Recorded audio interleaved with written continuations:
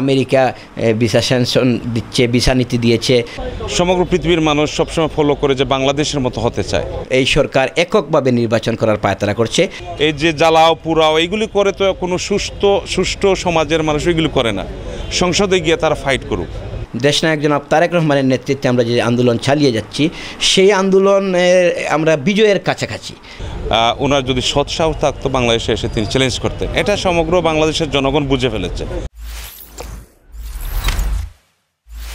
পৃথিবীর অনেক দেশ এই সরকারকে বুটচুর বলছে, এই দেশে গণতন্ত্র নাই, মানবাধিকার নাই।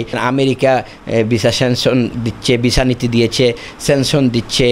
ইউরোপীয় ইউনিয়নও বারবার বা জাতিসংঘ বলছে যে বাংলাদেশে গণতন্ত্র নাই। বাংলাদেশ আমাদের প্রিয় নেত্রী রাষ্ট্রনায়ক শেখ হাসিনা বাংলাদেশকে একটি উদাহরণ হিসাবে তৈরি করেছেন। সমগ্র পৃথিবীর মানুষ সবসময় ফলো করে যে বাংলাদেশের মতো হতে চায়। তো এই পর্যায়ে তিনি নিয়ে এসছেন দেশের সকল জনগণ এবং বিএনপি বা অন্যান্য প্রায় ৩৬টি দল একত্রিতভাবেই বলছে এই সরকারের অধীনে কোনো নিরপেক্ষ নির্বাচন হওয়া সম্ভব নয়। এরপরেও এই সরকার এককভাবে নির্বাচন করার পায়তারা করছে।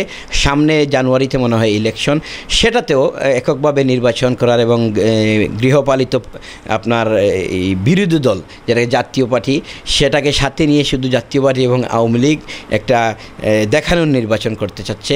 আমি আহ্বান জানাবো যে তারা নির্বাচনে এসে তারা জয়টি সিট পায়, তারা সংসদে বসে ঝগড়াঝাটি করুক, টু দ্য পয়েন্ট আলাপ করুক।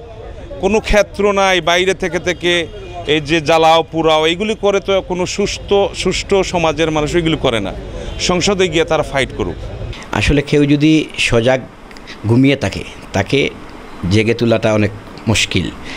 আমাদের দেশে যেভাবে এই সরকার ক্ষমতা দখল করে আছে, 14 সালে বিনা প্রতিদ্বন্দ্বিতায় 154টি আসন এবং 18 সালে দিনের ভোট রাতে দিয়ে যেভাবে মানুষের ভোট চুরি করে সরকার এই ক্ষমতা দখল করে আছে, তারই আমরা বিরুদ্ধে দীর্ঘদিন ধরে দেশের জনগণকে নিয়ে আন্দোলন করছি। বিএনপি তো একটা জনবিচ্ছিন্ন দল হিসাবে ইতিমধ্যে পরিচিতি লাভ করেছেন তারা, কারণ যারা নেতৃত্ব দিবেন, যে নেতৃত্ব দিবেন তিনি টাকা তোরচুপের দায়ে বাংলাদেশের টাকা, জনগণের টাকা মেরে দেওয়ার কারণে তিনি লন্ডনে বসবাস করছেন। ওনার যদি সৎসাহস থাকতো বাংলাদেশে এসে তিনি চ্যালেঞ্জ করতেন। এটা সমগ্র বাংলাদেশের জনগণ বুঝে ফেলেছে। তো আমরা দেশের মানুষকে সাথে নিয়ে, দেশের জনগণকে সাথে নিয়ে মানুষের ভোটাধিকার মানুষের হাতে ফিরিয়ে দেওয়া এবং দেশের গণতন্ত্র পুনরুদ্ধার করা এবং মানুষের বাক স্বাধীনতা যেটাকে বলে, সেটাকে পুনরুদ্ধার করার জন্য আমরা আমাদের আন্দোলন চালিয়ে যাচ্ছি। আমি বিশ্বাস করি যে আমাদের এই আন্দোলনে দেশনায়ক জনাব তারেক রহমানের নেতৃত্বে আমরা যে আন্দোলন চালিয়ে যাচ্ছি, সেই আন্দোলনের আমরা বিজয়ের কাছাকাছি।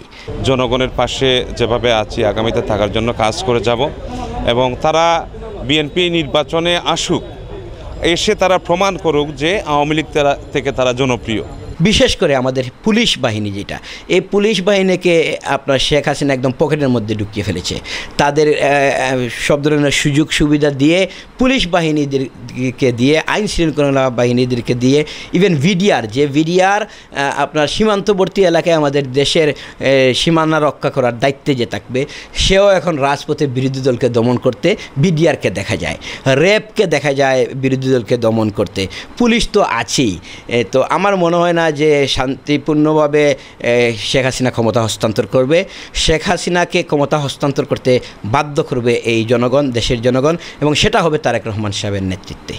যখন বাস পুরানো হয়েছে, ট্রাক পুরানো হচ্ছে, মানুষকে পুরি হত্যা করা হয়েছে, আমরা কিন্তু মাঠে ছিলাম, আমরা প্রতিবাদ করেছি এবং উল্লেখযোগ্য একটা প্রতিবাদ করেছি আমরা লালাবাজারে আমরা যুবলীগ থেকে প্রতিবাদ করে তাদেরকে এই যে অন্যায় কাজের বিপরীতে দৌড়িয়ে তাদের গ্রামে পৌঁছিয়ে তারপর আমরা সিলেটে ফিরেছি।